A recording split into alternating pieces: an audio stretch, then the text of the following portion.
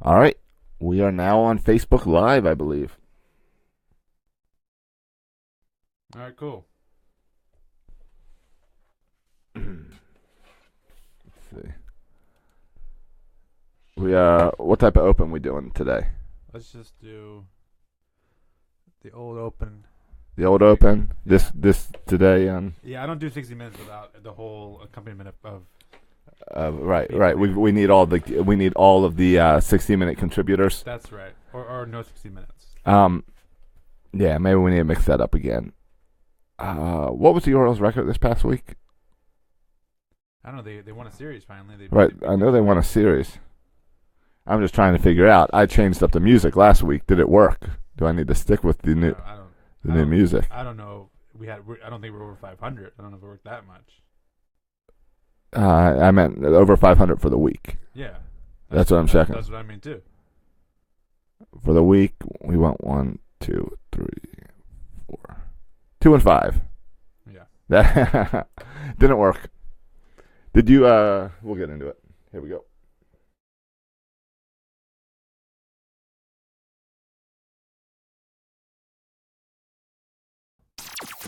For fans, by fans. Section 336, the next generation of Baltimore sports talk. Today on the show, the Orioles continue to struggle.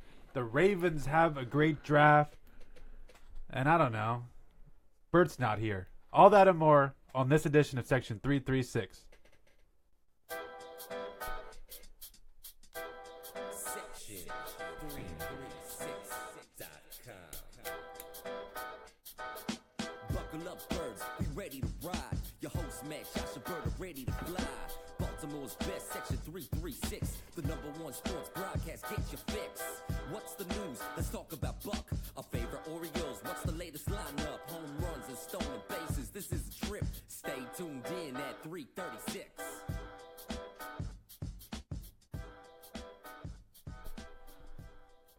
Ladies and gentlemen, boys and girls, Baltimore sports fans of all ages, welcome to Section 336, the next generation of Baltimore sports talk. I am your endearing stuttering host, Matt Soroka. As always, I'm joined by the button lover, Josh Soroka. How's it going? It's a little weird. You're over there to the left, and my camera's to the right. So sometimes I might just be a side view of me while we talk because Bert's not here.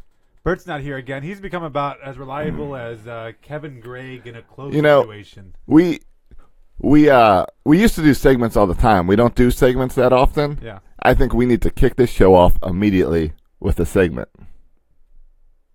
A strawberry or a coconut? Are you a coconut or a strawberry? I mean, it's early in the show. We just started. Before we get into any baseball, I think we got to put Bert up for strawberry or coconut. You know, it's weird. Last week, Bert was like, he had a ton of show notes. He came like overly prepared, over top with the notes. Yeah. Raring to go, messaging us, pumped for last week, and then this week, there's clearly no notes for Bert, and they're not even in his body. And, Right. And there's not a clear explanation. Let me go back and check the message of why he's not here. The message that he sent for not being able to come tonight. Do you have it? No. Then I started receiving a phone call when I was looking for it, and I don't know how to It was get rid of that. all right. I'll pull it up. You It was pull the plainest. We were talking about things this weekend because we've got a thing we're going to announce in a little bit and all, and so yeah, we were talking about all that, and then out of nowhere, Bert says, "I'm not going to be able to record tomorrow. Do you guys want to pull in a substitute?" Oh yeah. So that was 6:30 yesterday. Yeah. So kind of plain, no excuse, no. Yeah. But you know what? We all live busy lives. Yeah. He has a few little ones. He's got the wife, the job. We all have busy lives. Stuff happens. Maybe you eat a bad salad at Burger King, you get sick. Like, just stuff happens. And well, food poisoning. He would have explained it. He loves talking about getting sick and all that. Yeah. So, if it was a trip to the bathroom, he would have let us know. Yeah, and probably not a day ahead of time. And probably FaceTime from the bathroom to be on the show. Yeah. Um, And he's an accountant, but accountant season, I believe that passed. I believe April 15th is done, or in this year, April 17th or whatever it was. But that time Right. has passed. Yeah, that's so, passed. Yeah, it's not really work, probably. Really. Right. You know, though, my daughters are really good friends with his daughters, Yeah. and they do this computer thing Yeah. where they play and make Minecraft and play with each other over the internet. Right. I've And- heard of the internet. Yeah. I've heard of Minecraft. And see, when we played video games as kids, we used to have to be in the same room and play, so you could throw your each controller at each other and That's right. and get angry. When you played NHL Right. hockey on Sega or Yeah. Coach K basketball on Sega. right. And we broke many Sega controllers or any Nintendo controllers that way. Yeah. I was going a little up to date with Sega. You want to go back to Nintendo days. All right, fine. I'm just before going my with time, all right. where we were. All So what the kids do nowadays, so that they can play Minecraft and still interact with each other, is they put their little phones on the computer and they FaceTime with each other. Yeah. So my girls are playing Minecraft last night, and they're playing, and I come down, and Mandy and I are going out. We're going to go see the Avengers. You know, Nice. the big movie. You and the rest of the country. Everyone's going. Yeah. It was so awesome. Right. We can talk about it later, how awesome Right. it was. You didn't see it. You hate those movies. I hate those movies, but everyone's been telling how awesome it is. I can sit here like everybody else and say, oh, it was so awesome. Right. I love those movies. Yeah, So I was doesn't do looking anything forward for to me. going. Yeah. The first time I was able to get tickets was Sunday night because I had to do the movie pass thing. Yeah. And so I come downstairs and I tell the girls, "Hey girls, you girls are in charge. Watch Camden. Mom and I are going out to the Avengers." And then I hear another voice. I would invite the girls to Avengers, but whatever. It was 9:00 at night. It was too late for them, and we always go and preview the movie before taking the girls. Okay. So I hear another voice, and it wasn't my girls. And the other voice said, "We're going to see Avengers tomorrow."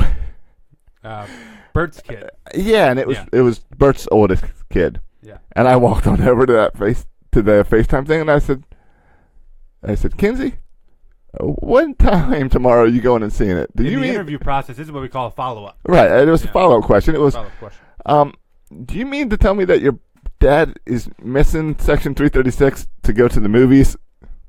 Yeah. And she back. Then all of a sudden, the cover-up comes. Right. I've been her. So- Got to cover for daddy. Right, so she's old enough to know that she just screwed up. Yeah. So she tries to backpedal. Yeah. She says, "Oh no, we're going right after school gets out." Yeah. The movie's like 3 hours long, Right. so you can go right after school comes out. You're still not getting out of the movie theater before Section 336 starts. Right. Well, you just got Kinsey in trouble with Dad, so Do you think? I hope you're proud of that. Well, it depends. Is anyone going to tell Bert that he is this week's? Yeah, I would appreciate Strawberry. listeners if no one tells Bert that we're having this conversation. This is just for us. Right, because he's not going to listen to this. Yeah, and then next week we'll see if he says anything. What we're going to do is Bert is going up on the Straw Stars board, the strawberry Yeah, we'll put board. his face up on the It's Straw it's Stars. behind your head.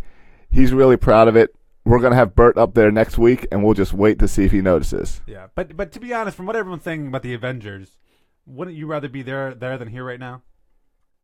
All right, yes, yes. There you go. I went to the Oriole game on Thursday, the Avengers on Sunday. Ask me which one was more fun. Yeah. But that's why I went on Sunday night, Yeah. because I'm a coconut. Yeah, because you're a coconut. Yeah, and Bert, there's 7 days of the week. We just asked that once every Monday night you come join us. There's a bunch of comments, but I don't know how to do the comments because that's a Bert thing. So I'll figure that out. Yeah. But Also, I wanted to get Bert's take on, and I was excited to talk to him because we went to the game on Thursday and we saw Dylan Bundy. We had this theory that if we just went and watched Dylan Bundy starts and only go to those games, maybe every game we would go to would be a win. But we went Thursday to see Dylan Bundy pitch, and we didn't win. So there's so much for that theory. But anyway, that was also the night of the Ravens draft, and so I was sitting next to Bert. And you talk to Bert about the Ravens right now, and all of a sudden he wants to just talk about Costco because he has no interest in the Ravens. He thinks walking down aisles of Costco is more entertaining to him than watching the Ravens play. well, yes. Yeah, and his deal is not even that they're bad because he thinks they're going to be bad. But Bert's deal on Thursday, this is before the draft. Bert's deal on Thursday was not just that they're bad.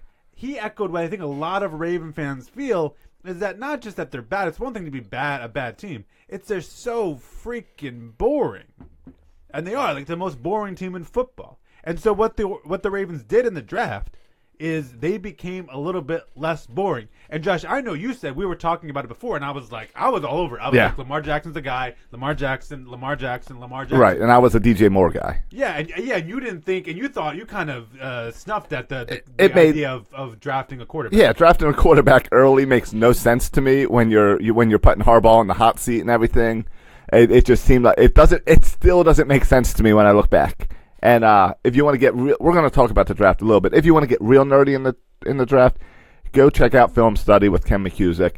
We did a new episode we recorded on Saturday night where we got really deep and nerdy, and I tried to get Ken to convince Deep me. and nerdy.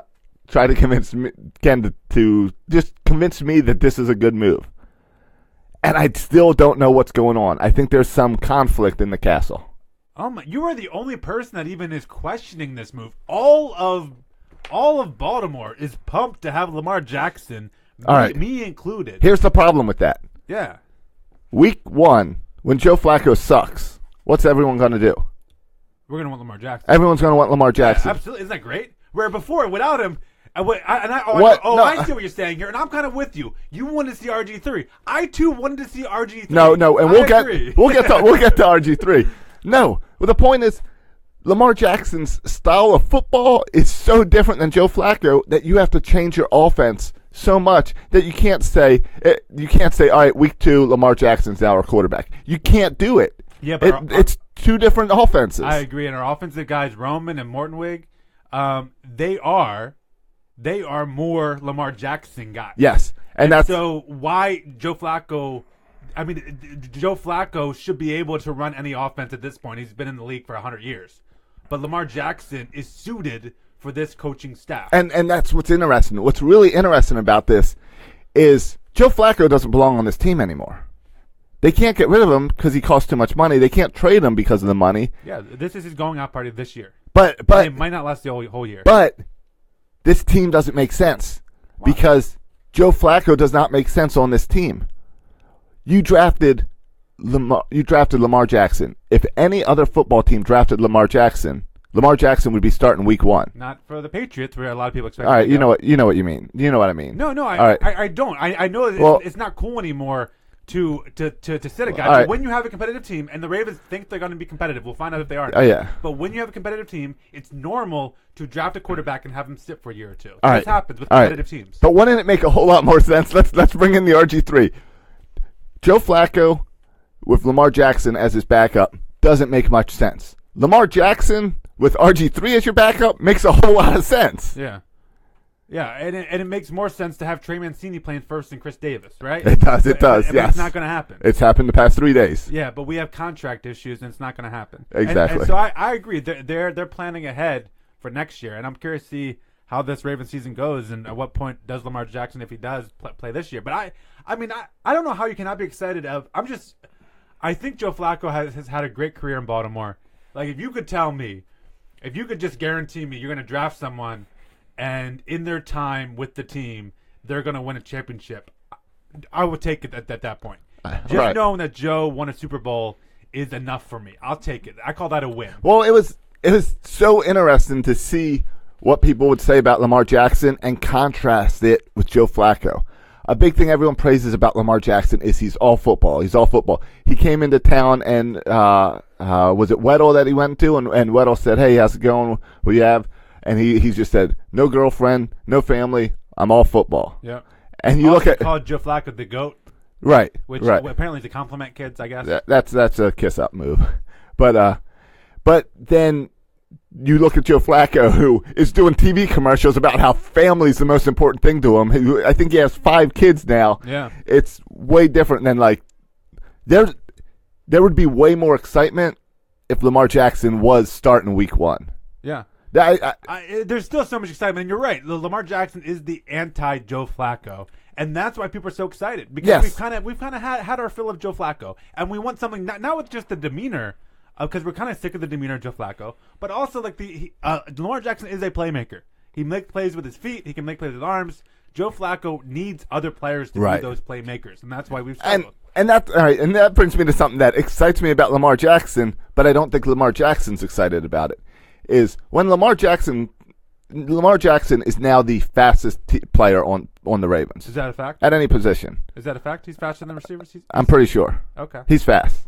I don't think he's faster than some of our defensive backs. I think but okay. I think he is the fastest player on that team. I'll have to bring up all the numbers and nerd stuff. Yeah. But I'm going to just say he's the fastest player on the team. Okay, I didn't realize that fast. All right. I always pushed for Tim Tebow. I wanted him to be a tight end.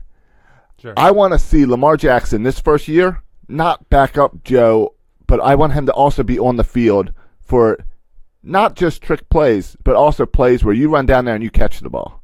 Because what's more dangerous than one quarterback on the field? It's always two.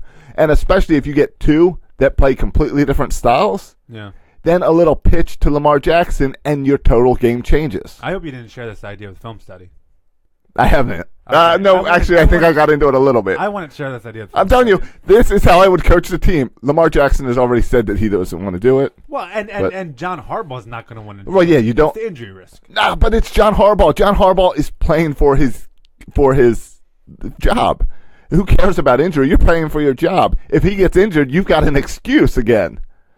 No, I mean, yeah. I wonder if John Harbaugh's out no matter what they do. I got a feeling this is like the remember the Titans thing where Coach Boone was set up to fail no matter what he's gone, and I got a feeling this is John Harbaugh's last year no matter what he does.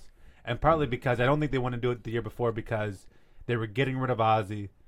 They replaced him with DaCosta, and they wanted to. They didn't. I mean, they wanted DaCosta to have to make this decision, right? And so you don't want to fire Harbaugh because then what? Ozzie Newsome's going to bring in a new coach, but then Ozzie Newsome's going to leave, right? When he brings in a new coach, like the timing just didn't make No, sense. Ozzy's not bringing him. Right. Right. So I think this is John Harbaugh's last year, almost no matter what, unless they make a run in the playoffs. Other than that, I think the writing's on the wall for John Harbaugh. But like the offensive coaching staff, I think could stay the same Because Marty's designed for this. it Yeah. seems to fit well. So I'm excited about Jackson just mixing things up. I'm excited not to have to watch Joe Flacco for 5 more years. Right, I'm excited that we have a plan going past just this year, that we have a plan, that we're not going to go and all of a sudden start from scratch again. We're actually going to have pieces there to be successful. And I think this Hurst kid, this tight end, is going to be impressive this season. I think he's gonna be playing right away, and we needed a tight end. Joe loves the tight end, Yeah. and he's a big guy. Yeah, it's funny. People make such a big deal about him being 25. Like all of a sudden, 25 is an old man. Well, it's fun to point that out and to point out that he didn't make it as a baseball player. Yeah, it's an Like interesting tidbit. I teased the film study podcast with great. I can't wait to talk about a washed up baseball player and a backup quarterback. Yeah, and you were the first person to make that joke. No, that's what I mean. It's what we've got, but it is exciting. Yeah. I just, based on what I read about his experience at Pittsburgh, I'm not sure we want him, any trick plays with him throwing the football. That's all I'll say. It might end up in the stands or something, Yeah. from what I read about him as a baseball player. Except he throws 98 miles per hour as a high school kid. Yeah, but he had a case of the yips where he Yeah. couldn't control where A he was little throwing Tommy it. Johns and a little, wild thing. All right, well, and that's been football talk. I do like how this is I always come on here and joke about the NCAA tournament, and I like to pick all the teams just because it's a joke, because everyone thinks that they kind of know how the tournament will break down, but even the experts are always so embarrassingly wrong that the tournament is a silly guessing game. Right. And I feel the same thing is true with the draft. Even the experts, and I like the so-called experts who will call 105.7, having watched a couple bowl games, and all of a sudden they're telling you who's good and who sucks. Meanwhile, there's guys who do this for a living, but no, somehow you know better because you watch 2 bowl games what these guys do for a living. But even the guys who do it for a living get it wrong so many times that for me the draft just becomes some kind of guessing game. And it's crazy to me how a guy like Ozzie Newsome is judged off the draft when I get it why he is. But still, like if everyone said this is the best player and he takes that player and the player doesn't work out, all of a sudden does he suck? Like if Lamar Jackson doesn't work out, everyone's saying how genius that Ozzie Newsome is a genius for stealing him with the 32nd pick of the draft. All of a sudden, if Lamar Jackson does not work out, does Ozzie Newsome become an idiot? No. Like sometimes you get it right, sometimes it just becomes a guessing game. And so everyone who says like they know who's going to be good and who's going to they know DJ Moore will be a star. Who knows if DJ No one knows. Moore will be a star if it turns into Hayward Bay? Like no one Right. knows this stuff. Remember, So, Tony Romo wasn't drafted.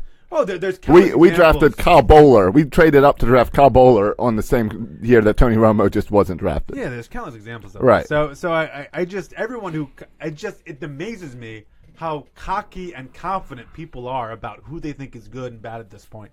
Let's wait and see it Right. play out. And I think we were all surprised that Jackson was still there at the 32nd round. So, yeah, that looks like a steal because everyone projected him to go out earlier. Yeah, but if he doesn't play well, this is a busted Right. draft. Yeah. Well, it's just like when the Ravens, they had the 16th, and then they traded back to the 22nd.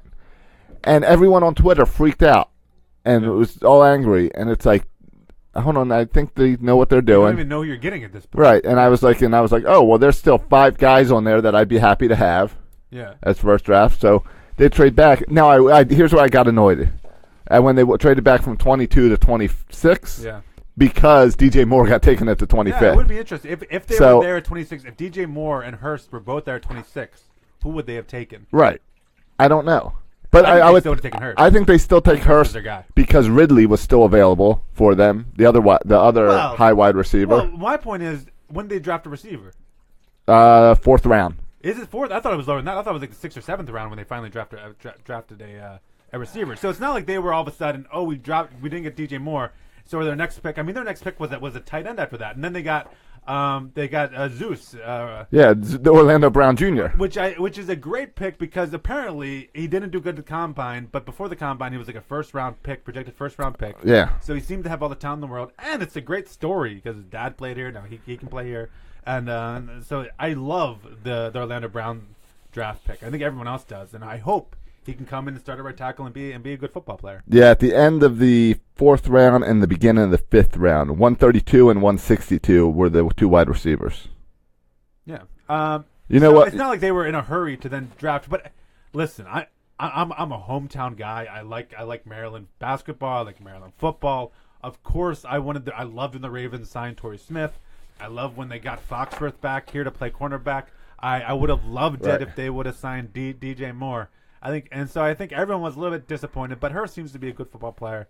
And I tell you what, the thing that saved kind of the reaction for Baltimore sports fans is the Lamar Jackson. If we didn't get Yeah. Lamar Jackson, I think a lot of people would be a lot more angry about DJ Moore than we are right now. But of course, me and everyone else in Baltimore wanted the Ravens to draft DJ Moore. And the Ravens never do anything exciting on draft day, so it was exciting. My favorite pick, outside of the top guys, my favorite late-level guy is Greg Senat, Okay. because he is 6'6", 302-pound basketball player.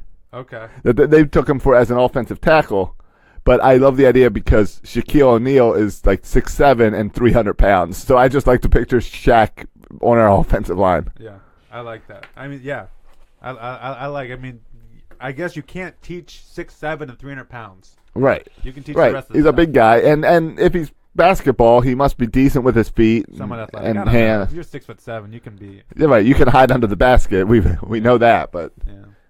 so.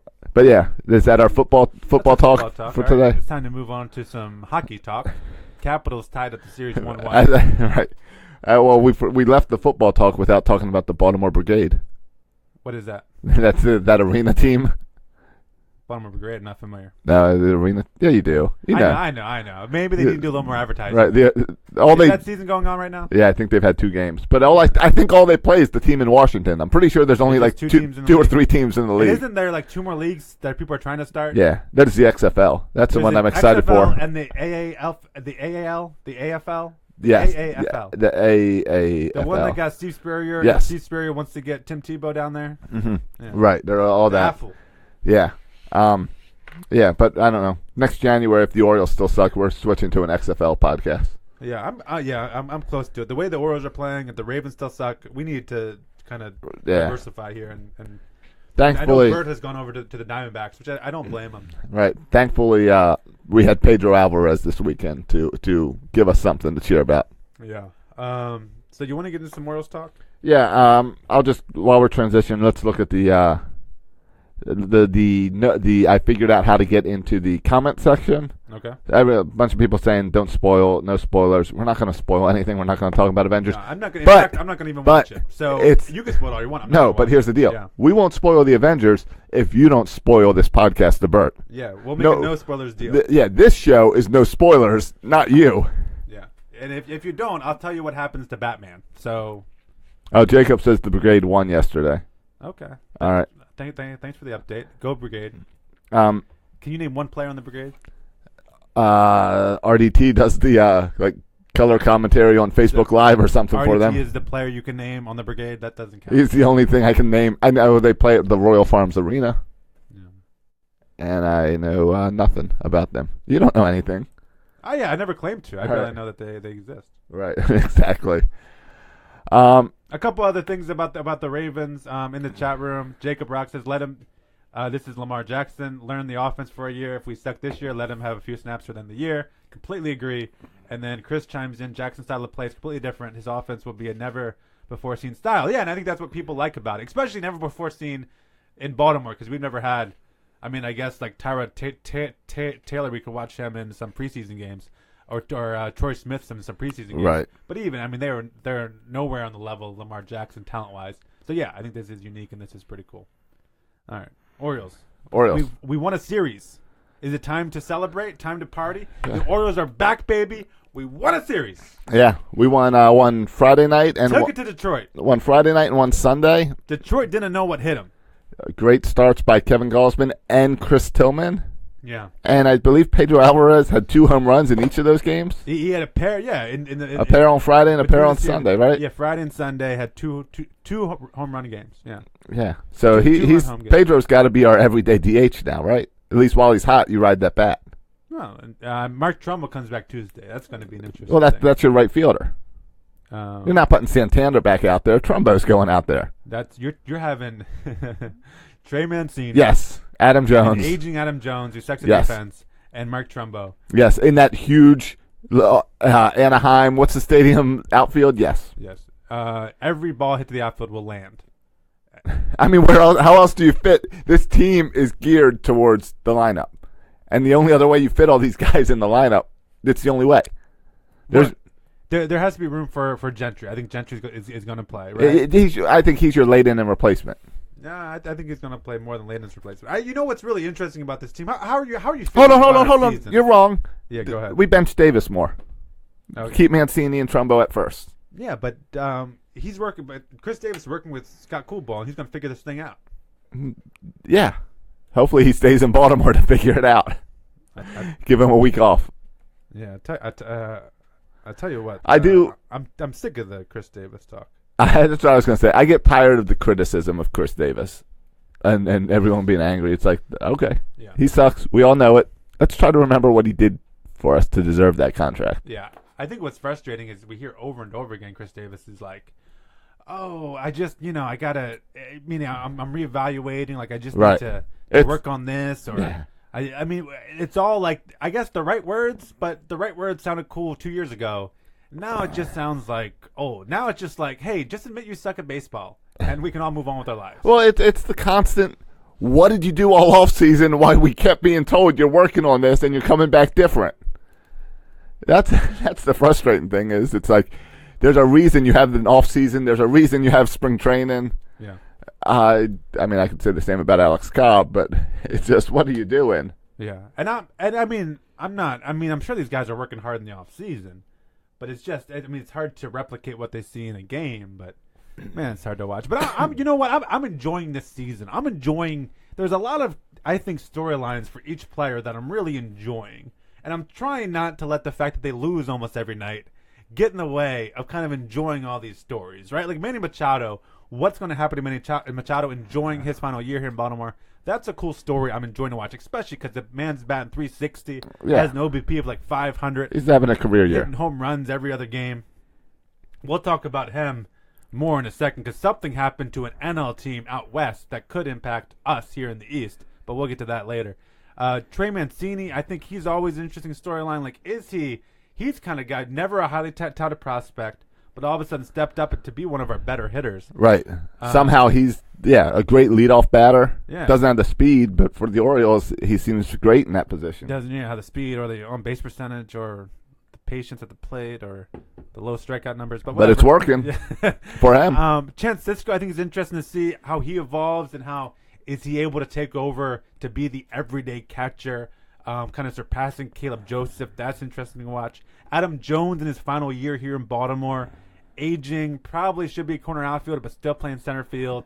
Is he going to stay in Baltimore? Is he going to leave? Is he going to be traded? Is he going to even be good enough to even be considered to be traded? Because right now, I Right. don't think anybody would even want him. He had a day off this week. You never see that from Adam Jones this early in the season. Yeah.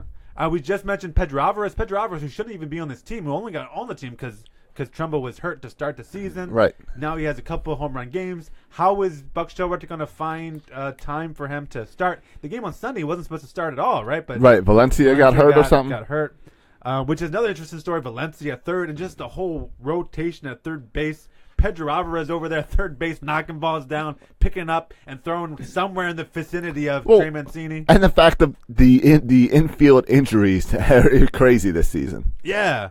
And then you have other stories like we mentioned Chris Davis, which that's actually a story I'm kind of getting sick of. And on the pitching side, we got a bunch of cool stories on the pitching side of things too, right? The whole rotation. Yeah, each have the kind of their own, like Dylan Bundy's emergence as an ace, save what we saw on Thursday. Right.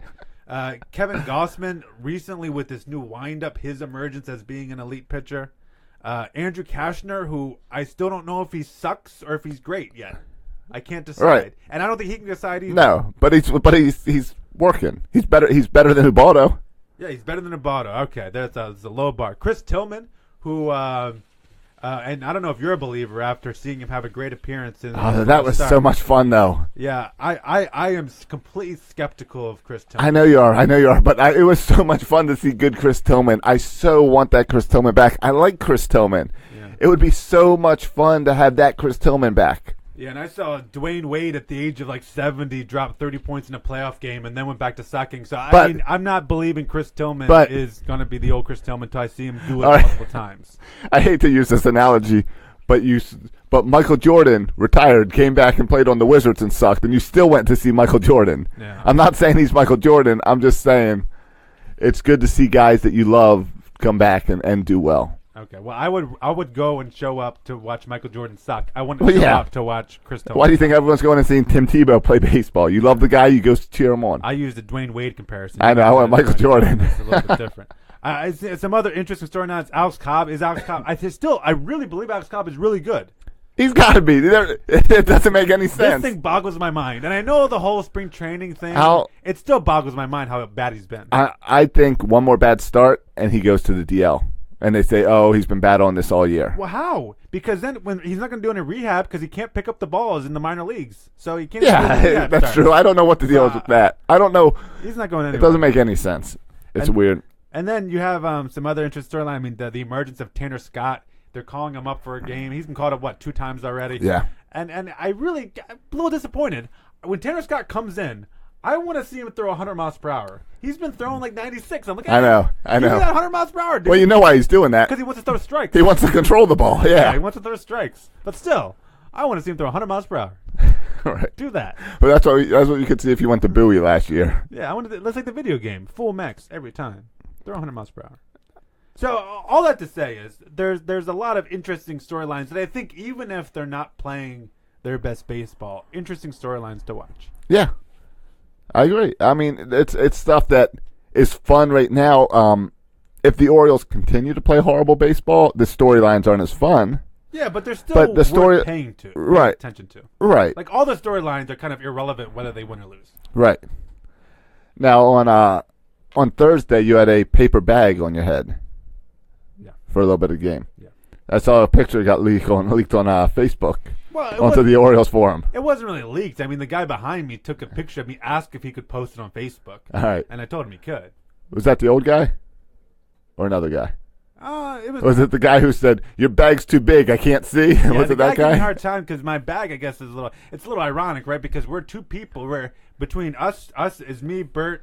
There's no one at the stadium. And then the 2 guys behind us, and we're like the only people in the stadium. Yet he can't see because my bag. You know it's gonna be a lot of fun.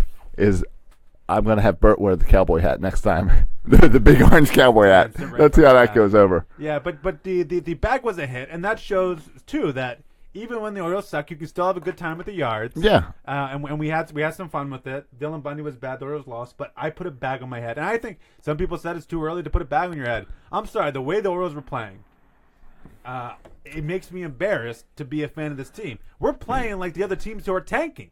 Yeah. We're not tanking. We're trying to win. I was thinking about this week, and June 30th is our Night at the Yard event. If the Orioles are still this bad at Night at the Yard, Yeah, I'll bring paper back for everybody. we're giving away Section 336 paper bags, Paper and that's bags what we're for doing. Is everyone who comes for Night at the Yard, we will give paper bags. We'll pre-cut your eye holes for you, and we'll bring paper bags so we can have a whole section of paper bags. Yeah, But you'll still wear your Orioles Hawaiian shirt yeah. because you can still be excited for the Orioles and wear a paper bag. Orioles gear. I just don't Yeah. want people to recognize me as cheering for this garbage team. So I put the paper Right, bag over my head. exactly. And I love the idea of if this team's really bad, we're all doing it. Yeah, yeah. I mean, it's bad, and I'm interested to see because some people, it's interesting. People are blaming Scott Kubal. Some people are blaming Buck Showalter. Of course, there's always blame for Dan Duquette. I mean, I remember back in 2012 when the Orioles were good, and Buck Showalter, he said over and over again, because Buck Showalter was getting all this credit for turning the team around, and Buck Showalter said over and over again, "Hey, I'm just here. The players play. Right, The right. players are doing all this. Yeah, Like I just write their names on the lineup card and they go out there and Right. perform and they play. Right. They're winning these games. I'm not winning the games. yeah. And so now I think you got to see the same thing. Right. I'm surprised It's like- people are so quick to blame everybody else, and the only player they want to blame is Chris Davis Right, exactly. It's Chris Davis, Buck Showalter, Dan Duquette. Because or Scott Kubal. right, and Buck, Dan, and Scott Kubo, they don't have a single hit this season. And so I think it's funny, and yet how about we blame the players as not performing well? Right. And listen, baseball's a really hard game, and the baseball's a game that runs and streaks, and I don't think the Orioles are going to be this bad all season. But so far this year, they've been bad. Yeah, this is the 38th anniversary of the 1988 season, Yeah. and I shared a podcast, a blog from what was the website? SB Nation. SB I never read SB Nation, but Grant over there wrote a great article about that 1988 start of that season because today, 30 years ago, is when the Orioles finally won game 22 and went 1-22. And it's fun to read did you have a chance to read the article? I skimmed it. All I haven't right. had a chance to Really long article. Take a few minutes and read it after the podcast. A lot of fun because you got to remember back then there was no internet and Twitter and cell phones, so people would call into the radio shows and you'd have to read Rosenthal and Kirchen in the Sun. Oh, Tim Kirchen's fantastic. Yeah. So you had to read this, and it's fun things when they look back and it's like he went through and read all these articles, and he's like, yeah, when you look at this team was cursed, and you should have saw this coming, and like some of the just funny stuff that you wouldn't get to see today, like before spring training started, Cal Ripken put together an Orioles basketball team, and they did a 20-game schedule or something where they played basketball games leading up to spring training. So then they lost a good player to a basketball injury. Yeah. That's what's weird. It was the same year you had the infamous baseball card for Billy Ripken. Yes, the F-face. Same year, the F-face, yeah. The Just kind of a cursed year. the Orioles tried to put someone on the DL for 15 days, and they accidentally checked the box for 21 day. Oh, the 21-day DL. Yeah. That's a thing that's no longer a thing. Yeah. They tried to make a move with bringing someone up from the minors or something like that, but the guy that needed to sign off on it was stuck in the elevator for 5 hours at Memorial Stadium. And what was fun also was that during that losing time, the stadium was still packed. Yeah. Now, they didn't have HDTV at home, Yeah. but It's a different time. but it showed how the city still supported them, and it was 5 years But I'm guessing they weren't wearing orange when they came. No, that's what's the weird thing whenever you look at this old They stuff. don't wear the orange. But it was 5 years after the Colts left, and this season started, and it made people really scared that the Orioles were going to leave Baltimore. Yeah. And it's just a really neat article. Take a few minutes to read it. Yeah, that's sometimes I think I'm a fan of the long, the long form there, the long form narrative. Oh, it was very much a storytelling. Yeah, when the long form narrative, I feel like is a little bit of a dying breed here on the internets, where people just want their quick blogs, right, quick blurbs, right, because normally it's not needed for Tell the me a internet. story, yeah. But this is like he took time and he did a lot of research, and I kind of like the long form was great. I'm like, I wish this was this. You know what it is? They need to take this article and make it a 30 for 30. That's what it should be. Yeah. Where let's bring some of these. Let's have Cal and Billy talk about this season. Yeah, I mean, 30-year anniversary. Yeah, Yeah. It's the timing is right. Yeah, I'm getting that rolling on 30-year Twitter. We need that anniversary, 30 for 30. Yeah. So yeah, go check that out. I linked to it on section336.com, which is also probably a good time to let people know that we're mixing things up a little bit on section336.com. You can go on there. There's a blog where I nicely worded and then Mandy nicely edited as my editor. A nice blog post announcing exactly what we're doing. But the goal is we're bringing more blogs to section336.com. And we want it to be the voice of the fans. Like we play, when we start many shows, we play this. For fans, by fans. Section 336, the next generation. And that for fans, by fans is like a phrase we used 5 years ago when we started this. And we want to expand that to the by fans being more than just Matt, Bert, and I.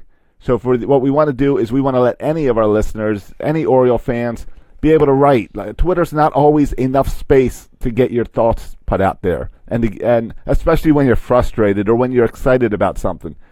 So we're now opening up our website for all fans to blog. And all you got to do is send us an email, send us a message that you want to blog.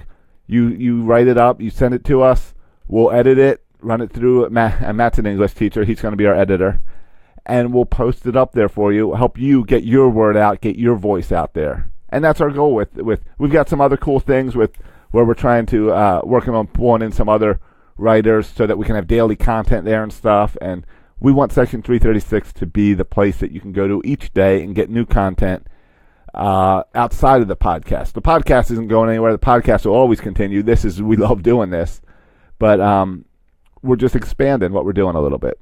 Yeah, I think it's it's going back to our roots too, as it started out as a blog, and now we're getting back into the blogging game. And Josh, I hope you're going to plan on writing some blogs, because I look forward to see your writing skills on full display. Hey, you go read my announcement blog. That's like 3 or 4 paragraphs that I wrote today. Or yesterday. That's more than half my students can do. Right. I wrote, and then I wrote a little 4 sentences about this 1988 team. So yes, I am writing on there as well, and Bert will do some uniform comparisons, I'm sure, at some point. Yeah. So yeah, it'll be fun, and check that out. Help us spread the word that Section 336. You should be visiting it daily, reading daily, and it's a chance for you to speak up. If you have something to say, write it down and send it to us. Yeah, seems cool. All right, so is it Manny time? Yeah, all of them. Just looking at Twitter, all over. I got tweets everywhere that talking about the Dodgers and Machado. Dodgers, Machado. I know. Dodgers, Machado. Above your head is the MLB Network, and MLB Tonight. They were running, and they had guys on there talking about Seager and Manny, and because it doesn't seem like the perfect fit. So Corey Seager's out with Tommy John surgery. Right. So that's season ending. He is their young star shortstop. So now they're out a young star shortstop. And not sure if you know this, Manny Machado can play shortstop. Yeah. He does it pretty good too. And just another word on the Dodgers, they're not off to. They were I think most people picked them to win that NL West. Right. They're not off to a good start. They have struggled. The Diamondbacks have been one of the best teams in baseball. They're playing great. They're actually in a really good division. With the Rockies are a good team. The San Francisco is much improved. So right now the Dodgers actually sit in 4th place. Right. 7 games back So in the NL. to bring one of the hottest bats in the American League over. Yeah, and the Dodgers are like the Yankees. Like, they're not there to rebuild. I mean, they're there to win. They got the resources. Right. They got the current players. They got a wealth of prospects in the farm system. So just it's interesting. And now that they lost, it seems like if you're the Dodgers, it seems like you want to address this now. Yeah. Right? Like, your star shortstop's out. You're already 7 games out. You're 3 games below 500. The Diamondbacks are playing well. It sounds like you want to do It's something not a now. city where you can be patient. It's not a city where you can. Yeah, they're expected to Right, your high expectations. You can't say, all right, well, we're building these prospects for 5 years from now. Yeah, they're there to win now. Right, and they've got prospects, They got a lot of prospects. and the Orioles need prospects. There was talks even last season about it. The interesting thing, though, I don't know if you look at Arizona. this might be a little bit interesting to watch. Arizona needs a shortstop too. Right. Yes. Um, Arizona was the team before tonight. Arizona was one of the two teams I kept hearing about. Yeah, I mean, right now their shortstop, regular everyday shortstop, is a guy named Nick Ahmed, and a guy who's played. All right, straight up trade. Let's do it. This guy last year he only played in 53 games. This is a career 227 hitter who's playing shortstop for the Diamondbacks. Oh, it's Ryan Flaherty. Yeah, I mean essentially. And so what's interesting is if I'm the Diamondbacks, because everyone's talking about the Dodgers tonight. Corey Seager got hurt. Everyone's talking about the Dodgers. Dodgers need to do something. No, it's the Diamondbacks. Diamondbacks. You gotta whip in there before. If I'm the Diamondbacks, if I can keep the favorite Dodgers, and if I get Manny Machado, this almost seals it Right.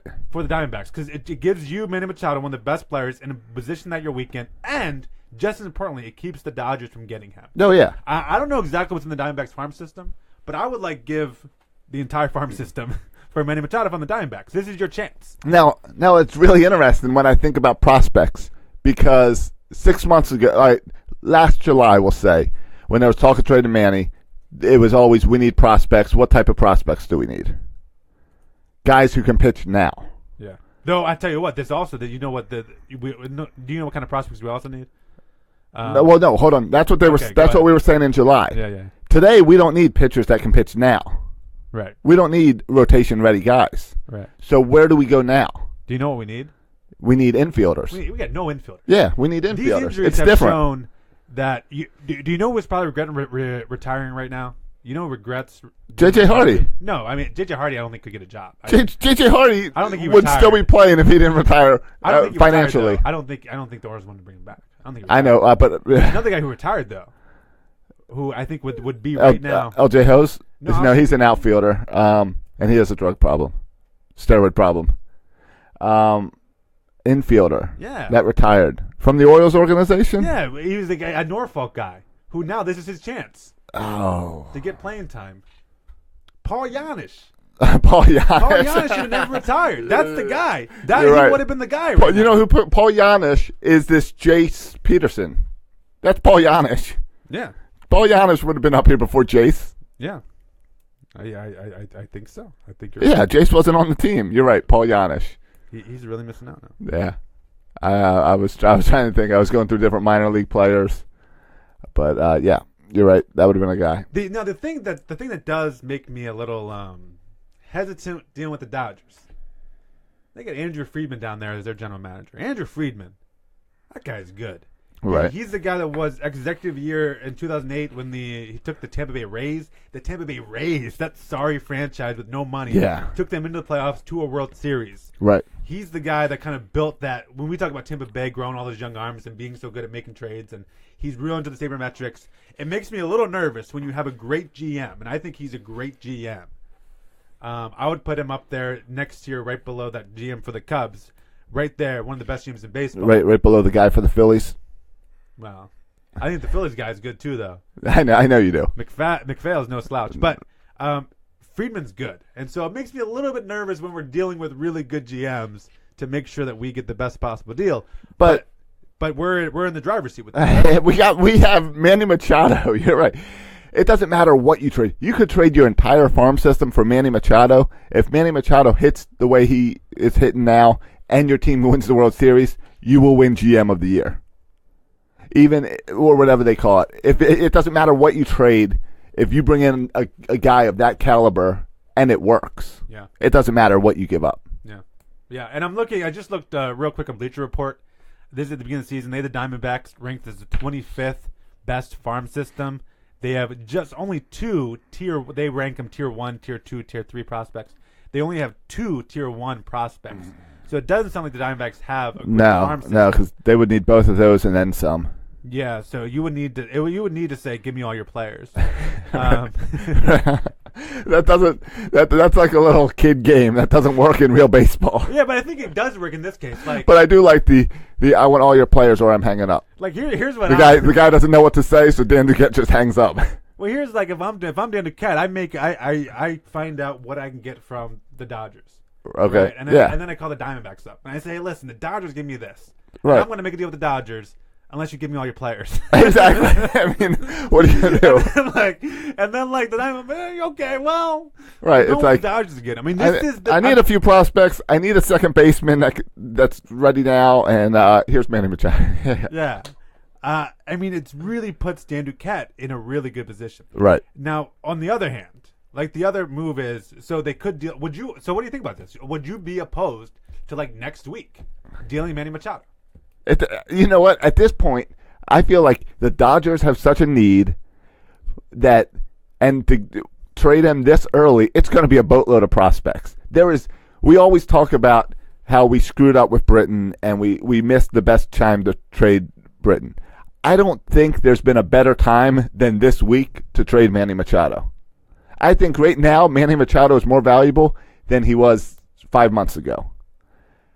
And I think... It could be valuable, more than he was at the trade deadline last year. Yeah, that's what I'm saying. Yeah. He's more valuable now than he was at the trade deadline. He's more valuable now than he will be in July. Maybe. I mean, the argument against would be more teams are interested in July. If it's just the Dodgers, you want someone competing against. But that brings me to that. But that brings up your point of Arizona saying, "Hey, we can't let the Dodgers do that." So you say, "All right, well, maybe the Phillies and Cubs, other teams are calling as well now to keep them out of San Francisco There's a lot of teams that could use or L.A. that could use the best shortstop in baseball. Yes, There's a lot yes, of teams that could use like the Baltimore Orioles. Yeah, including the Orioles. Like I mentioned, the Diamondbacks have 2 top tier prospects. Yeah, any good? The Dodgers have 7 of them.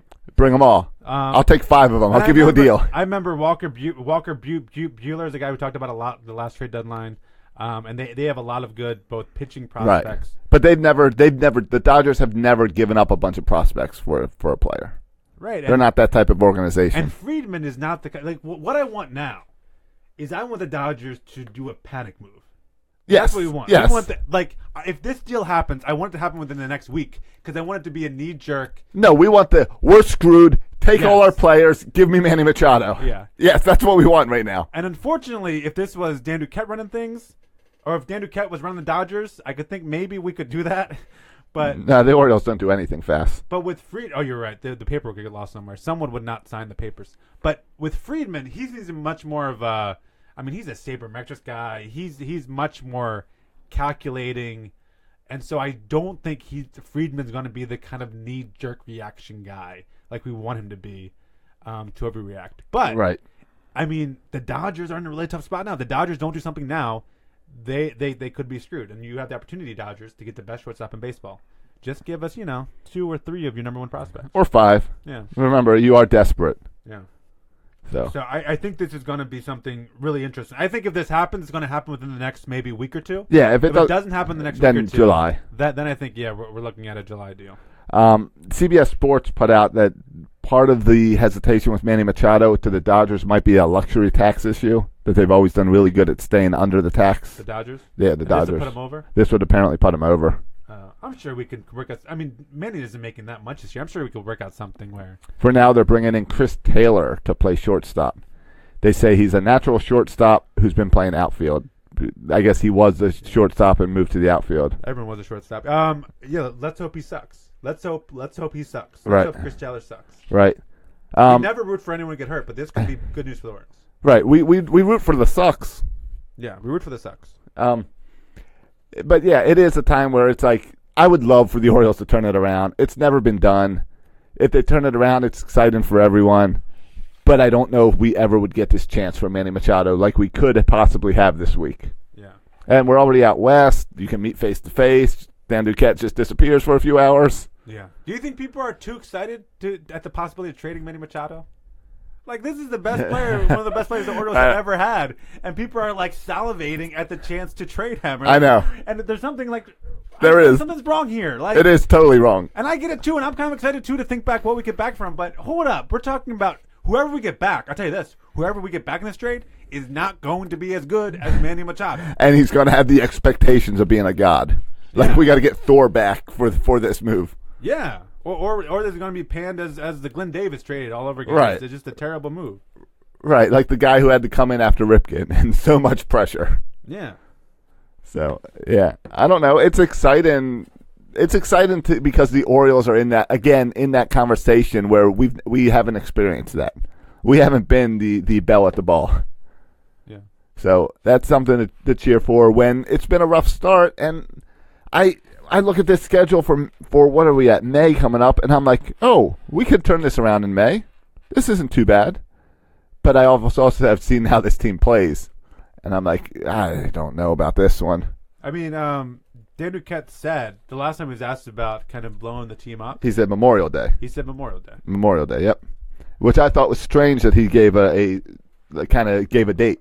Basically said, all right, I'll blow this team up in the summer. I was not surprised with the date. I was surprised the date was so soon. Like, that's the end of May. Right, and that's what I mean. May. Like normally, like I thought he would say we'll talk after the All-Star break. Yeah. Yeah. Or at least till like Or- no moves happen till like mid-June. Or at the earliest. right. Or Dan Duquette never gives an answer like this. So Dan Duquette would generally, in previous years, Dan Duquette would just say it's too early to talk about that and move on. Yeah. Or I'm not going to talk about that and move on. Do you think this shows some of Dan Duquette's ready to be out of here too? Well, I mean, I think that's kind of that date. I think Orioles fans should pay attention to how we're playing and what our record is on that specific date. Do you- That's not going to determine if we blow up the team or not, but it could determine like when we start to blow up the team, right? See, I think he was giving a little heads up to potential future jobs. Like, you got until Memorial Day to talk to me, so then Memorial Day is when I got to start trading Manny. It'd be nice to know where I'm going. A little inside baseball. So he'll trade with the team he's going to sign at. Yes. Is that what you're saying? Yes. So then he can fail to sign Manny at the new team. Well, no, I mean, he'll have that team telling them that he's going to sign him. I don't think Dan Duquette's the reason the Orioles are not signing Manny Machado. Well, And I still say there's a 3% chance that they sign Manny Machado. not if they trade him. Not if Do you think if the percentage chance goes down? Or I not always if they trade him. the They percentage could do goes a down, Yankee but thing I always where you want. trade Aroldis Chapman for a bunch of prospects, then you sign him. But That's remember- the ideal situation. But remember, the Yankees did that with Andrew Miller, and Andrew Miller said no thanks. yeah. So yes, but I love that idea. I love the idea of screwing someone by trading and then signing them back. I love that idea. Because you get all their prospects. Yeah. And you get, Yeah. It's the ideal move that really rarely ever happens. I'm surprised it actually doesn't happen more often. Which is But it funny. never I don't know why it ever happens, it doesn't happen because players get offended by it, But being traded away. by being traded away. But I never understand, like, why did Miller get offended by being traded to a contender? Yeah. It doesn't make any sense. Yeah. It's like, here, go work over here on this side project for 3 months. You've got a chance to win the World Series, Yeah. and then you can Everyone's come gonna back to your love old you. job. Yeah. You can come back with a ring and shove it in all of our faces. Yeah. And a nice pay raise to boot. Yeah, exactly. So I never understand that, but yeah. Yeah, like I would think Manny Machado being traded to the Diamondbacks, or especially now Manny Machado. I know the Diamondbacks are in first place and playing Right. better. He wants to go to the Dodgers. That seems like a Manny Machado Yes, type. he's a big city. Though, did you hear what happened this weekend with the Dodgers and a guy named Cody Bellinger? No, what happened? Cody Bellinger is the rookie of the year last I year. like that this has something to do with Manny and Manny's cockiness, so the move will go on. Cody Bellinger, you already know where I'm going with this. Of course. Cody Bellinger was the rookie of the year last year. Like stud, one of the Dodgers' best, if not the Dodgers' best. Well, not Kershaw, but he's one of the best offensive players for the Dodgers, right? All right, yeah. In the game over the weekend, I don't remember which day, but I remember hearing about it. In the game of the day, he hit a ball to what's called triple alley. Like this is always a triple. Right. He hit the ball. Went to like one knee when he hit it. Like slowly got up, jogged, Lackadaisical. holding the bat halfway to first, then drops the bat and jogs to second base for an easy stand-up double. That's such a Manny Machado move. You know what the coach does? Benches him. Benches him. Good. Benches their best player. It's about time. And says, you know what? He says he's capable of better. If he's not going to hustle, then he's not going to play. That coach is a coconut. Yeah. And so, who is that? Is that Dave Roberts? Out there, and I'm not sure who it is out there. I know it's no longer Don Mattingly. I know that. Yeah. It's Dave Roberts. Dave Roberts is a coconut. Yeah. And Cody Bellinger responded by like, I wasn't going to get a triple anyway. We're down 4 runs. Why would I even try to go to third? So But at that point, you shut up and you learn your lesson. yeah, but Cody didn't. He was a strawberry. He took no responsibility. He said he didn't do anything wrong, which is a strawberry Right. move to never admit. When Right. you're- Exactly. when We you're wrong. yep. Bryce But Harper I move. don't know. But you see where how that connection to Manny Machado right there. Yeah, well, totally. Manny Machado It's not is so well Dave Roberts if he jogs to first base. right. Manny Machado is so irritating. because he's already playing that way this year when he's having an outstanding season, and you keep getting glimpses of that lackadaisical. Yeah. And it's so irritating. See, I don't find it irritating at all. See, I'm of the mindset. if You laugh if it you're off. batting 360, hitting 9 home runs. I don't care if you do cartwheels to first base. I don't care if no, you crawl to first cartwheels base. take way too much work. Yeah, I don't care if you slide head first. No, don't slide head first. Another guy was injured sliding head first. Right. I heard a story about. I was listening to the Baseball Tonight podcast on the way over here. Yeah. Tim Kirchin was. I love Tim Kirchin so much. He's Yep. like my favorite guy. When it comes to reporters, All right. Tim Kirchin's my I like favorite. Kirchin. Yeah, he's my favorite. Who's your favorite baseball reporter? The Rosenthal, I guess. Okay, I find him a little bit obnoxious, and he's short. But I'm a Tim Kirchin guy. The bow ties. Oh, I like. a little No, bit. The bow ties hold on. You were listening to Baseball Tonight. I like Buster. You like Buster. I'm a right? Buster guy. Yeah, you like Buster. I'm a Kirchin guy. And anyway, he was talking about covering Cal Ripken, right? Because he used to be here in Baltimore. Right. And he said that with Cal Ripken, every time he slid, never in his career did Cal Ripken ever slide head first. He always slid feet first. Smart. And every time he slid feet first, he would throw his hands in the air every time he slid feet first to make sure his hands didn't get snagged or anything on the ground. That's how he played every game. Hands up, slide feet first. Good. Just a little Cal Ripken, Tim Kirchin story right there. All right. It's kind of a weird way to slide with your hands out, but Hands up. I get it. I get it. Yeah. And then there's Brian Roberts. right. I find it hard to believe that Cal Ripken never slid head first. Never did. Come on, Tim Kirchin, a liar. Oh, I just typed in, and it's part of the Cal Ripken way, according to Cal Ripken's rules. Yeah. On what is this? I don't know what this is. Cal Ripken rules. There will be no head first sliding. It must be part of Cal Ripken baseball. You know, like that kids thing that he has. This is a Cal Ripken thing. Now he'll play basketball and get hurt, but on the field, no head first sliding to get hurt. That's funny.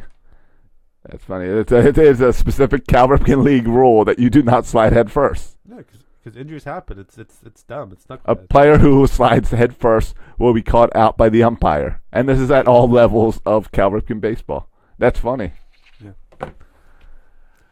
All right, so this is at least in the midst of. I tell you, I said I don't care how this team plays. There's still really interesting storylines to watch. Add to the storyline Manny Machado, what happens with him in the immediate Right. future? Because this also could bring in other teams. Like I know your boy Andy McPhail, my boy Andy Yeah, McPhail. he's interested. He wants Manny too, and Right. he feels like he has a chance to sign him long term. They got Yes. a bunch of. They got money, They got some and they've contracts got off the book. and they got some futures. They're all set for They're a in a position turnaround. to make a run at Manny, and so all of a sudden, if Andy McPhail sees the Dodgers, Diamondbacks, could he jump into this thing early? The too? Cubs are in there. Yeah. All of a sudden, like it sounds like maybe you want to. I know usually you wait till July. Why? If the Orioles realize that they're not Right. winning, if the Phillies, Diamondbacks, Dodgers realize they're contending, one of the reasons you wait because you got to find out who the contenders and who the Right, pretenders are. exactly. To see how much it's worth investing. But with Manny, it's different. Yeah, with Manny it's different. So why not start the? Why do you the think? bidding now? Why do you think it's all National League teams that are interested? Think it's just a coincidence, or do you Yeah. think they don't see as much of this offense? No, I think like if you look at the American League, there's only a couple teams who are good. The rest are tanking. Yes. All right. So the Astros, Right. So there's Correa. more more competition over in the National League right now. Yeah, there's more competition, and for whatever reason, there's more competition from teams who don't have shortstops. Right. Like the Indians are one of the best teams. They have Francisco Lindor. Right. The Red Sox and Yankees are covered. The Red Sox and Yankees are covered. They have shortstops. Right. The Astros are covered with Correa. So the American League there's a lot of good shortstops in the American League. Also, not coincidentally, it's just that has better players in the American League because they're better teams. Well, because the American League is better. Because the American League's better. I mean, it's minor league baseball over in. So all the minor league baseball teams in the National League are saying, "Ooh, we can get a real major league player on our team. Exactly. How good we'll be. Right. We'll be so awesome." Speaking of a good Major League Baseball player, the Orioles go to out west this week. Some late night games. Yeah, 10:00 games. That really messes with my sleep schedule. I already told Mandy and I have a deal with Lake Coast, and I'm sure I'm not the only guy that does this. But West Coast road trips, I sleep on the couch because that's where the TV is. So I end and on up some East Coast road trips, but that's a whole other story. right. That doesn't have to do with the Orioles. Yeah. West Coast trips, I'm on the couch because I'll fall asleep in like 5, 6 in, and maybe I'll wake up in the 9th. It all depends how good the game is. Yeah, I love it so much. This reminds me of being a kid again, up on my top bunk bed with my little radio. With the little transistor. Yeah, listen to the game as I fall asleep. That's what I do. I go in bed, but I turn the game on the radio, much to my wife's chagrin. I said, you got headphones there. You use them. See, that's She why I says, go "You use your downstairs." headphones." And I say, I'm not using the headphones, It interferes and chokes me. I'm trying to sleep. And then we get in this big argument. And you're right. I end up sleeping on the couch, too. So I actually have the same tradition that you do, just for a different reason. Right. I just get kicked out. Right, you get kicked out. I just set it up ahead of time to say, hey, in order to keep our marriage together, for the next 6 days, I'll be sleeping on the couch. Yeah. I don't understand why Emily does not want to go to sleep with the voice of Joe Angel in her ear. Hey, I listen to a lot of the games on the radio. Do you know who's been on the radio recently? Brian Roberts, No. Ben McDonald, No. Joe Angel, No. Jim Palmer. No, keep on naming former Oriole pitchers, though, who you know and who you like. Former Oriole pitchers. Who knew Yo? Oh, I know who it is. Yeah. Because I got excited. Yeah, he's been pretty good. How am I blanking on his name? He was part of a TV show. Jeremy, he was a part of a TV show. Wasn't he? He wasn't on that show that you and Bert watched. He wasn't like an executive producer or giving. Oh yeah, Jeremy Guthrie. Was Jeremy Guthrie on that show? No, not Jeremy Guthrie. Oh, I was thinking Jeremy Guthrie. I thought he was on radio. No, Jeremy Guthrie was doing TV play-by-play recently. For the Orioles? It was a national game, I believe. Oh. But now, Greg Olson. Yeah. Greg Olson. That's the guy that's also a former Oriole pitcher I like, and former guest of Section 336. Really? Yeah, we had Greg Olson on a long time ago. Did we? I believe so. I don't think we did.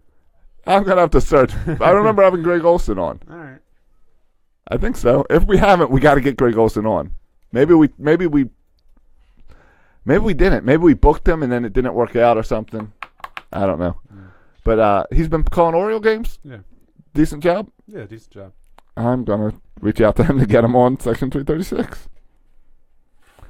Except I never know if it's with an O or an E. Olson or Olsen. Mm. I always get that one confused. I was double O. Double O? Yeah. MCO? Yeah. All right. We doing any predictions for this? No, I'm done with the predictions. No predictions? I mean, the only prediction is going to be how late can I stay up for these. What inning will I make it? That's the prediction. Will I make it to the 5th inning, the 6th inning, the 7th inning? That's the only really question.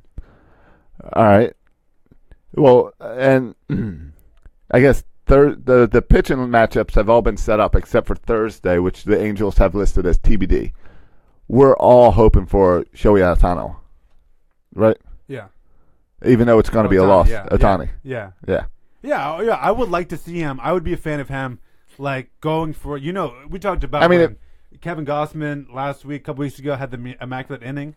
This could be the first ever immaculate game where he strikes out all 27 batters Right. on what's 27 times 3 on just the minimum number. Well, of pitches. Alex Cobb pitches Tuesday night, so he could get 2 home runs on Tuesday night, take Wednesday off, and pitch an amazing game on Thursday. Yeah, I expect nothing less. I think he's TBD because I think he was dealing with some kind of ankle injury, but I think he's going to be back for a series. But yeah, I mean, hopefully the Orioles can really improve and really make a dent in this big hole they put themselves in out west.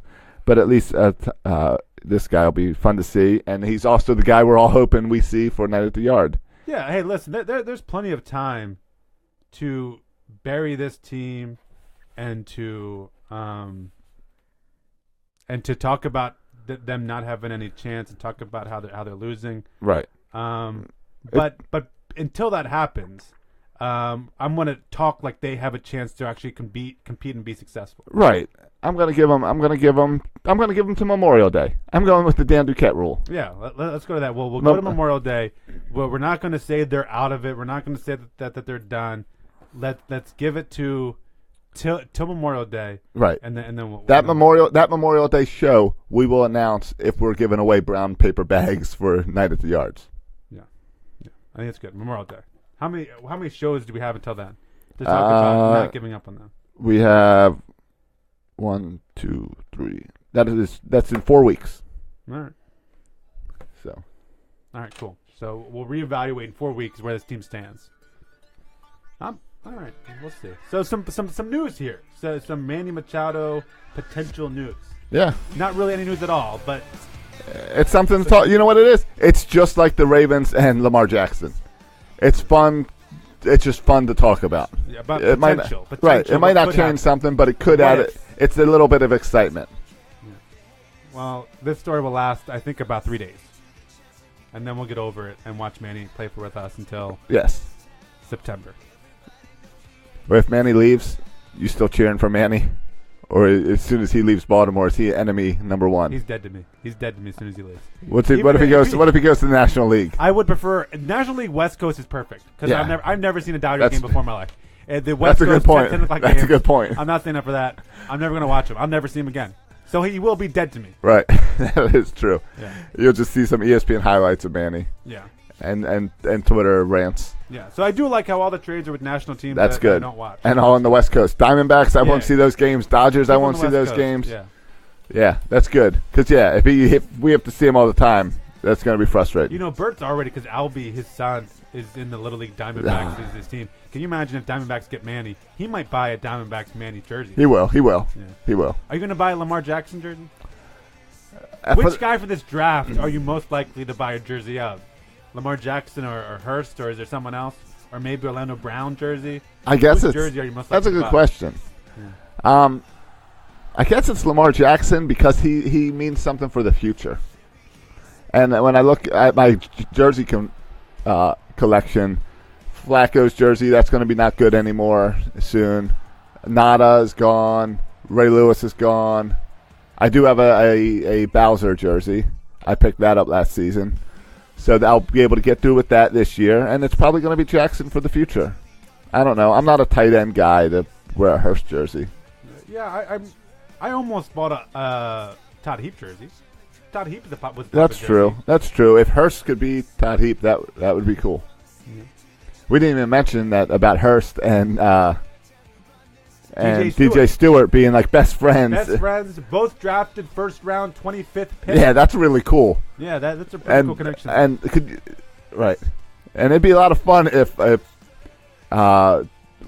DJ Stewart comes up and is on the Orioles, he's having a good season too. He could get the call up late this season.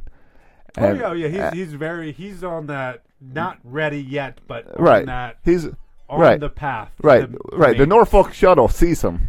Yeah. It drives past them. It just hasn't picked them up yet. We didn't get into either. I mean, Joey Rickard's having a really good year at Norfolk. He came up here and he got a hit, and then he walked he got a bunch of walks. Yeah. Joey Rickard's another guy. And they didn't, right, because he was only up here for, 2 games? Yeah, and then they they, bring Trumbo up. right, and again, that's only because Pedro is so hot. Because that wasn't a fair shake for Joey, and you'd rather have Joey in your outfield.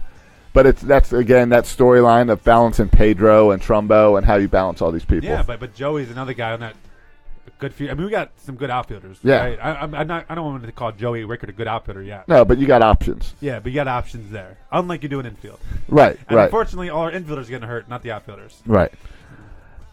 Can Joey Rickard play second base? We've Actually, seen worse. Third base, really. Yeah, I was going to say, we've seen worse second basemen.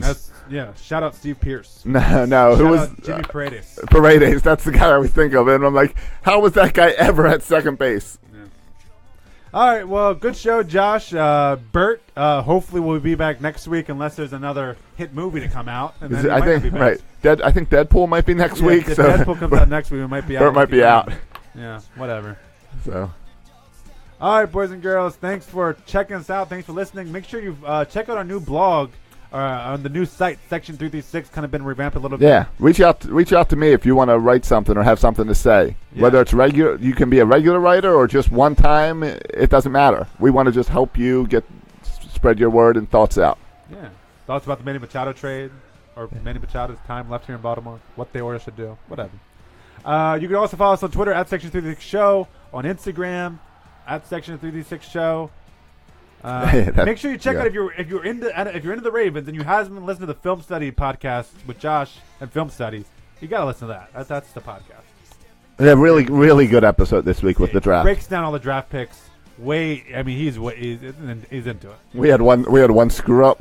little inside podcasting right now. Yeah. We recorded on Saturday night and put out the podcast, and I'm in church on Sunday morning, and I get a text from Ken who says, "I messed up.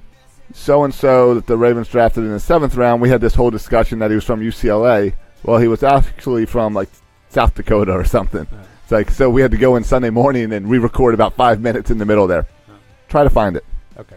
No one cares about where the 7th round pick went to school, by the way. The listeners of Film Study, they do. Oh, that's true. They do. That's the good thing about Section 336 Coconuts. I feel like I could say something stupid on here, I do all the time. and no one would bat an eye.